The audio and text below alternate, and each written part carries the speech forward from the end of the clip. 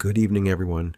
Tonight, I want to tell you a story that bridges 70 years of history, a story that begins in the chaos of World War II and ends with a discovery that sent shockwaves through the historical community in 2015.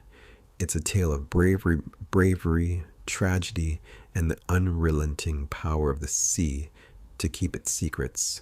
Picture this. It's the summer of 2015. A team of marine archaeologists is conducting a routine survey off the coast of the Baltic Sea using state-of-the-art sonar equipment. They're mapping the seafloor, cataloging known wrecks, updating maritime charts. It's meticulous work, often monotonous, but on this particular day, something extraordinary appears on their screens. At a depth of approximately 80 meters, the sonar reveals the unmistakable outline of a submarine. But this isn't just any submarine. Its distinctive silhouette, the configuration of its hull, the torpedo tubes, clearly visible even through decades of sediment, all point to one conclusion. This is a German U-boat from World War II. The team is electrified. U-boats are not uncommon in these waters. The Baltic Sea is something of an underwater museum of World War II naval warfare. But as they continue their scans, something becomes clear. This particular vessel doesn't match any known wreck in their databases. They've found something that history had lost. The submarine that surfaced, not literally, but through technology that allows us to see into the depths, was about to tell a story that had been silent for 7 decades. To understand the significance of this discovery, we need to transport ourselves back to one of the most brutal campaigns of World War II, the Battle of the Atlantic. From 1939 to 1945, the waters of the Atlantic Ocean became a battlefield unlike any other. German U-boats, or Unterseeboots, prowled beneath the waves, hunting Allied merchant ships and naval vessels in what Winston Churchill later called the only thing that ever really frightened me during the war. These submarines were Germany's answer to the Royal Navy's surface superiority, and they nearly succeeded in strangling Britain's supply lines. The statistics are staggering. Over the course of the war, U-boats sank approximately 3,000 Allied ships, totaling over 14 million tons. They sent nearly 72,000 Allied sailors to the bottom of the ocean. But the cost to the U-boat force itself was equally devastating. Of the roughly 1,150 U-boats commissioned by Nazi Germany, approximately 785 were lost. Of the 40,000 men who served in the U-boat arm, nearly 30,000 never returned home. It was, statistically, one of the most dangerous assignments in any military force during the entire war. Life aboard a U-boat was claustrophobic, terrifying, and often short. These steel tubes, ranging from about 40 to 90 meters in length depending on the type, housed crews of 40 to 60 men. They lived in cramped quarters, breathing recycled air that grew increasingly foul during long patrols, surrounded by the constant threat of depth-turn charges, torpedoes, and mechanical failure. The psychological strain was immense, knowing that at any moment a single explosion could turn your vessel into your tomb, sinking into darkness with no hope of escape.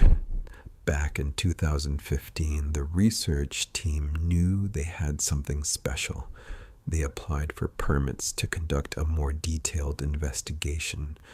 Underwater robots, or ROVs, remotely operated vehicles, were deployed to capture high-resolution video and photographs of the wreck. What they found was both haunting and fascinating. The submarine lay remarkably intact on the seabed, tilted at an angle but structurally whole. Unlike many wrecks that have deteriorated over decades, this U-boat had been preserved by the cold, Low oxygen waters of the Baltic, the conning tower stood proud, the deck gun was still mounted, and through the gaps in the hull they could glimpse the interior spaces where men had once lived and died. But the most compelling question remained: which U-boat was this, and what had happened to it? The researchers began the painstaking process of identification. They measured the vessel's dimensions, cataloged every visible detail, and compared their findings against historical records. German naval archives from World War II are extensive, meticulously maintained even in the chaos of the war's final years. Every U-boat was documented: when it was built, who commanded it, what missions it undertook, and if known, how and where it was lost. As the team cross-referenced their data, certain possibilities emerged. The location of the wreck, its type classification based on structural features, and the historical record of U-boat losses in this area during specific time periods all began to narrow the field.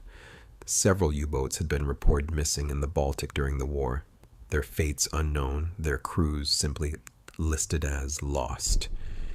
Here's where our story takes a turn into the shadows of history.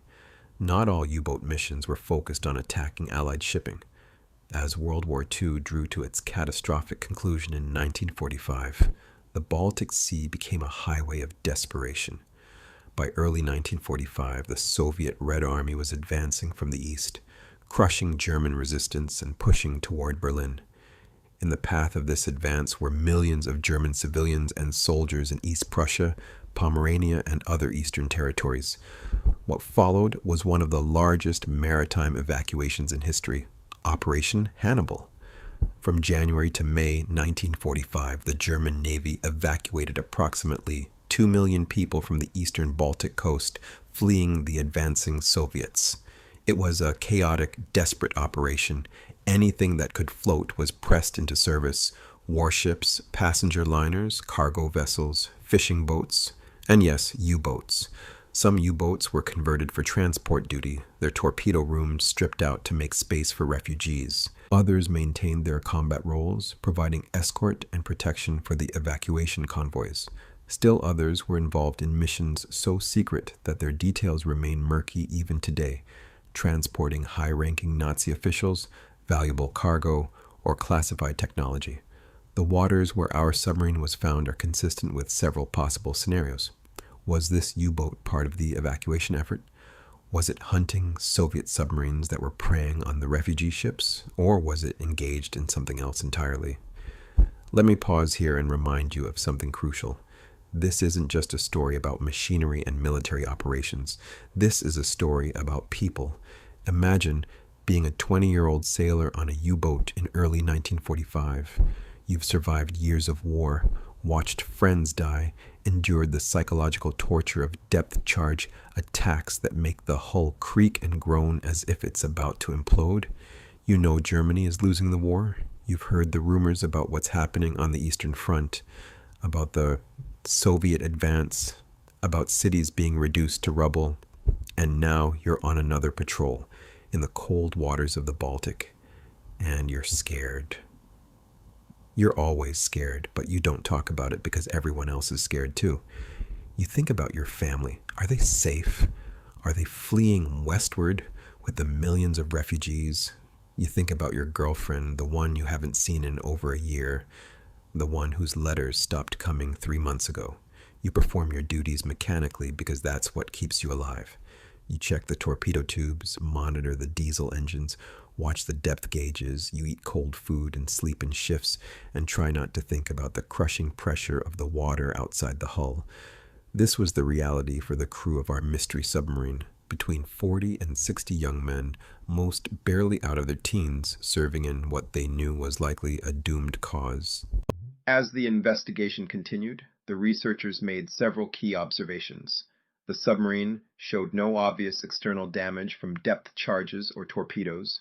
The hull wasn't ruptured by explosions. This suggested several possibilities: a mechanical failure, an internal accident, or perhaps even a deliberate scuttling. Scuttling, the intentional sinking of one's own vessel, was not uncommon in the final days of the war. As Germany collapsed, U-boat crews were given orders to either surrender to Allied forces or scuttle their boats to prevent them from falling into enemy hands. Operation Regenbogen, or Operation Rainbow, was the code name for the mass scuttling of U-boats in May 1945. Over 200 U-boats were scuttled by their crews in the war's final days. Some were sunk in deep water, others in harbors, still others in the shallow coastal waters of the Baltic and North Sea. The crews would open the seacocks, set demolition charges, and evacuate to lifeboats or to shore, watching as their vessels, these machines that had been their homes, their weapons, and often their prisons, slipped beneath the waves for the last time. Could this be what happened to our submarine?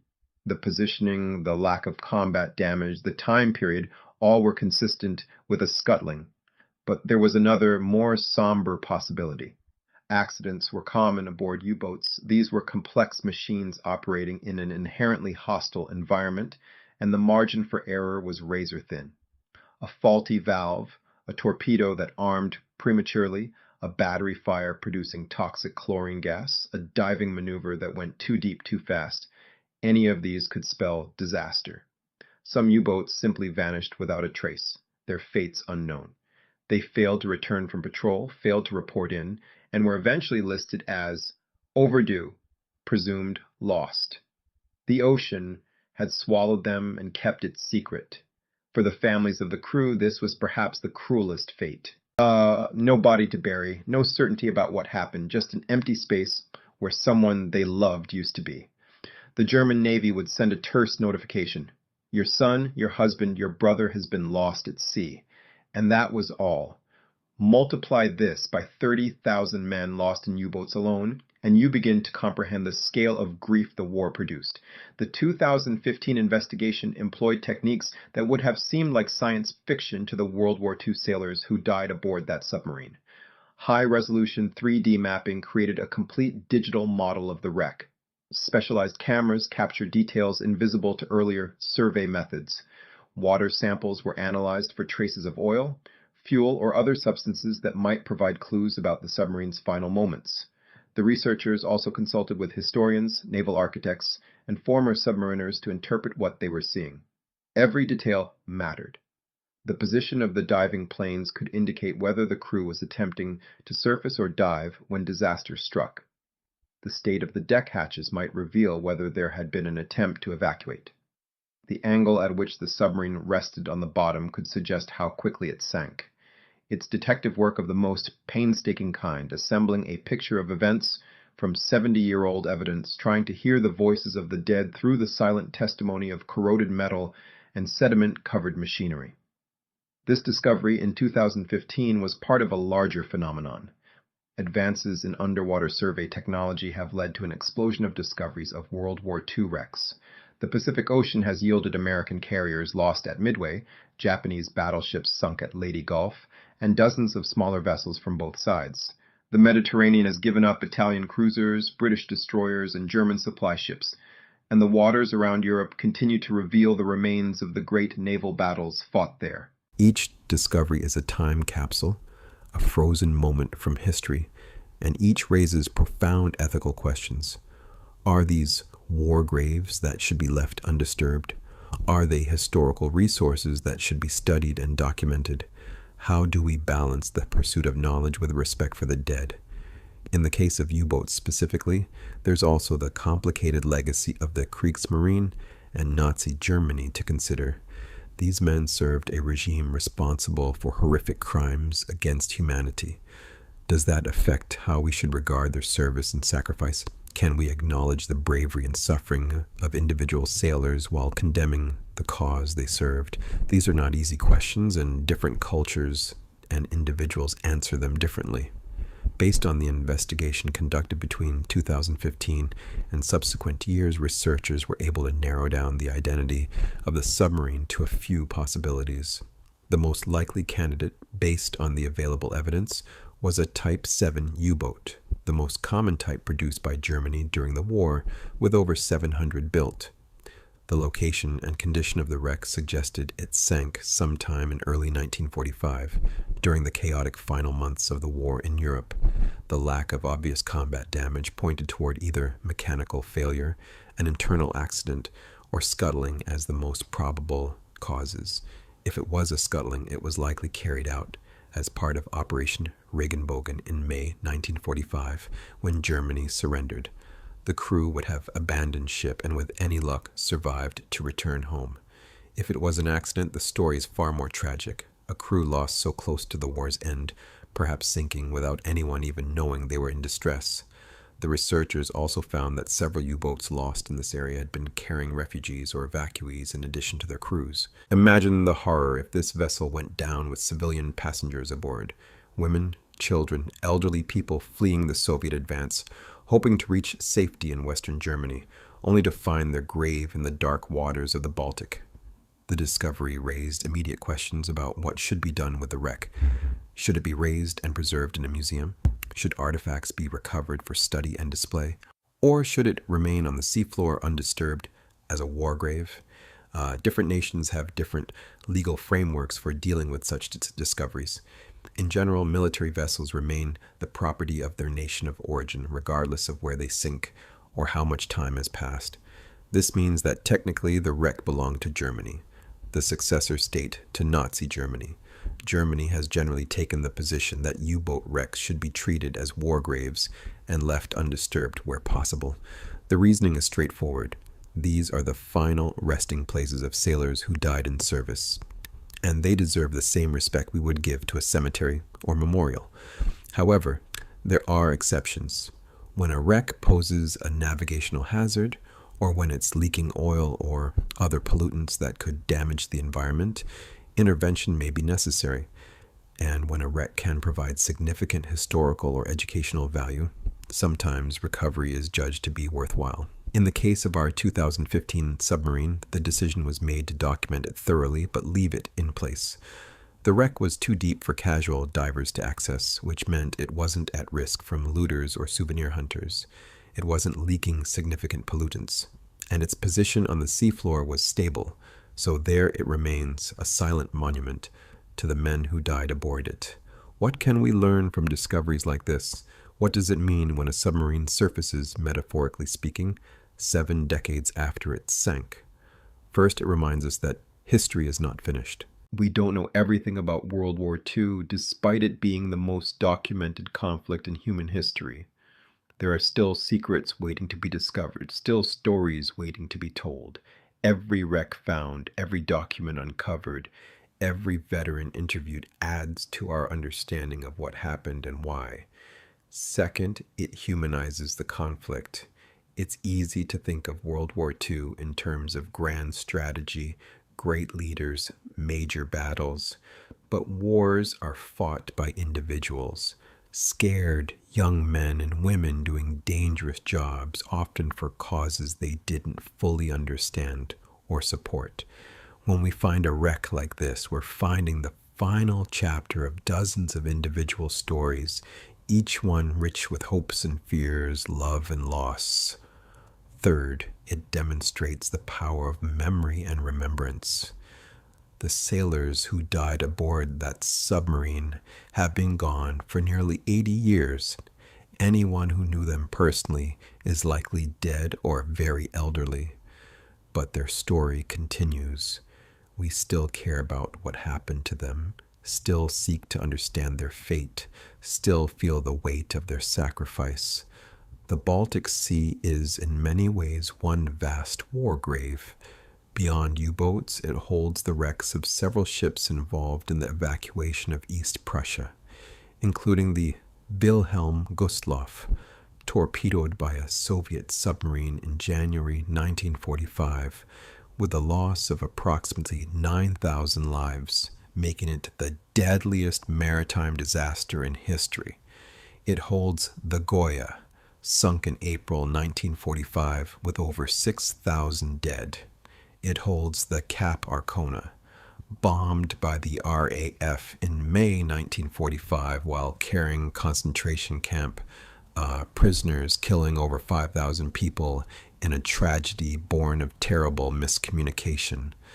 These discoveries collectively tell the story of the war's brutal endgame in the East, a story of massive suffering that's less well known in the English-speaking world than the battles in Western Europe or the Pacific. When our U-boat surfaced in 2015, it joined this litany of reminders about the cost of war, the fragility of life, and the importance of peace. Research into the submarine's identity continues. Archival work in Germany, Russia, and other countries proceeds as historians try to match the physical evidence from the wreck with documentary evidence from the war. Perhaps someday a definitive identification will be made.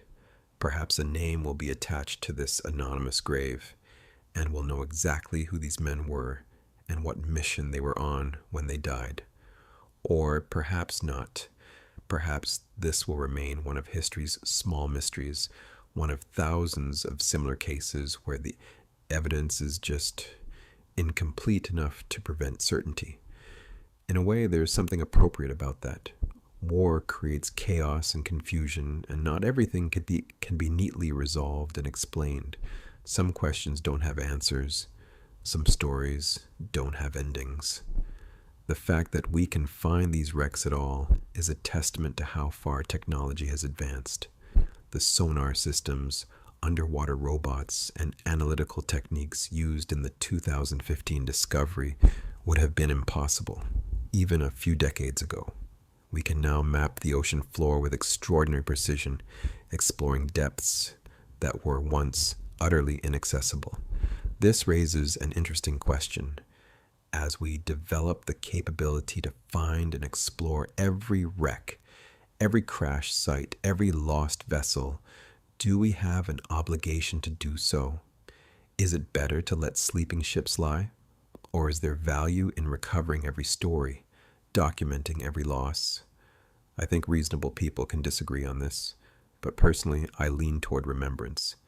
These people died in one of humanity's darkest moments, and their stories deserve to be told, even if, especially if, those stories are uncomfortable or complicated.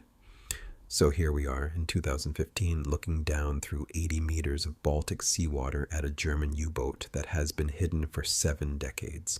Technology has allowed it to surface in our consciousness, to return from the depths, not physically, but through our knowledge and awareness of it. The young men who crewed this vessel are still aboard, in a manner of speaking. Their bones have long since dissolved in the seawater, but their presence remains in the spaces they once occupied, in the equipment they once operated, in the story that the wreck tells. They went to sea in the service of a terrible regime, fighting in a war that brought unprecedented destruction to the world. They may have been Nazis, true believers in Hitler's ideology, or they may have been ordinary young men caught up in extraordinary circumstances, serving because they were drafted, because their families would suffer if they refused, because they didn't know what else to do. We don't know their politics, their beliefs, their moral culpability. What we know is that they died young, far from home, in darkness and terror, and that their families grieve for them. When we discover a wreck like this, we are given a choice about how to respond. We can see it as simply an interesting historical footnote, a curiosity for researchers and documentary makers. Or we can see it as a profound reminder of war's cost, of the individual lives that statistics represent, of the grief that echoes across generations. The submarine that surfaced in 2015 asks us to remember, not to glorify war, not to romanticize combat, but simply to remember that these events happened, that real people died, that the past is not as distant as we sometimes think. As technology continues to advance, we'll find more wrecks. More submarines will surface in this metaphorical sense. More stories will emerge from the depths. Each one is an opportunity to engage with history in a direct, visceral way, to see the physical evidence of events we've only read about in books. And each one is a reminder that the ocean keeps its secrets until we develop the tools to ask the right questions. Thank you.